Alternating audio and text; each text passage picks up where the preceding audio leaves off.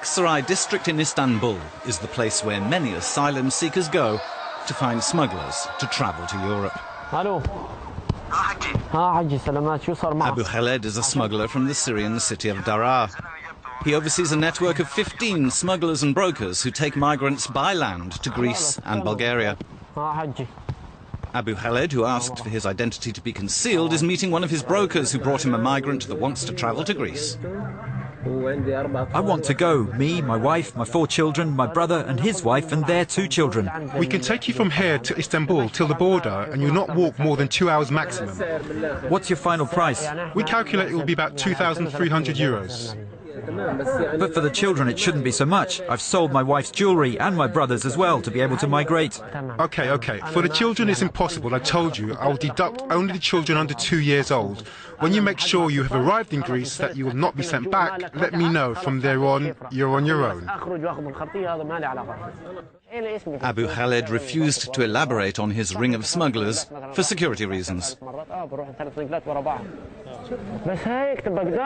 No one can detail his work. Smugglers can't give information about my work. It's rubbish. Then I'll be arrested.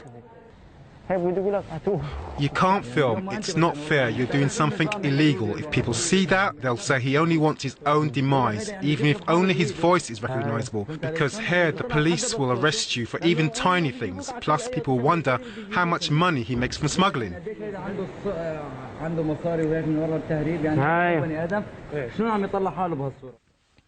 Basman district in Izmir is full of migrants who are waiting for the weather to get better and a quiet sea to travel to Greece.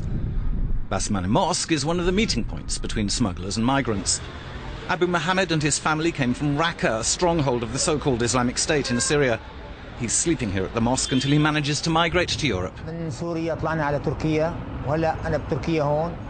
I have 2 disabled children, twins. And I would love to migrate with them for treatment.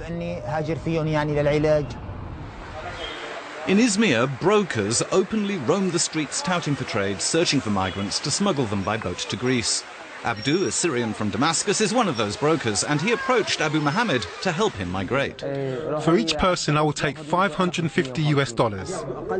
But others take less than 550. We wish you could help and give us a discount. I swear, others take $700. The money doesn't go to us, it's for the boss. Do you understand? We pay for other things, hotel, costs of the rubber boat. Everything is well organized. If the weather is good, we will smuggle you. If not, we won't risk it. We put 35 people in the rubber boat. About the money, where do you want to keep it? We can deposit it in an office? It could be an office or with any of your relatives.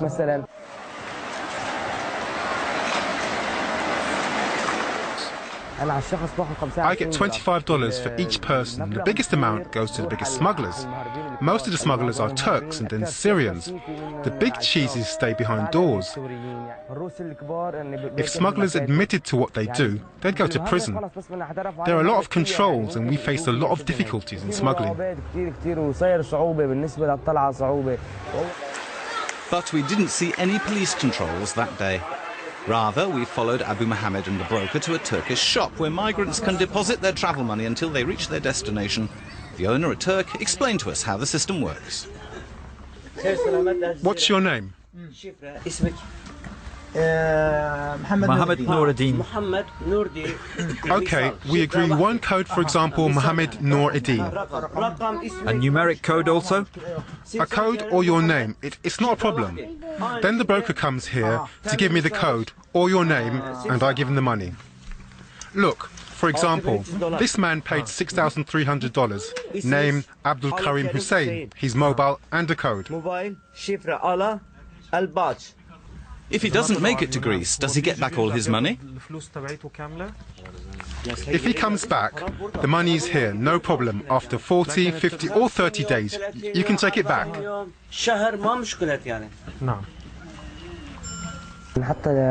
We keep the money in shops or offices, but if the customer doesn't want to leave it here, he can leave it with relatives. Then he calls them when he arrives safely in Greece and tells them to give the money to the smuggler.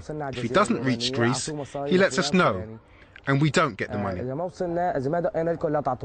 What the broker won't tell us is what happens to the money if the migrants die at sea.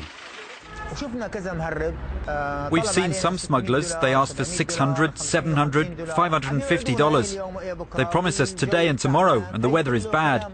But all these are just words. There are many people who've been scammed for $15,000 or $20,000. As we left Izmir, Abu Mohammed was still waiting to find a smuggler he could somehow trust with the safety of his family, while avoiding being scammed out of his savings. Between the danger of risking one's life at sea and losing one's life savings, thousands of migrants continue to fall prey to unscrupulous smugglers.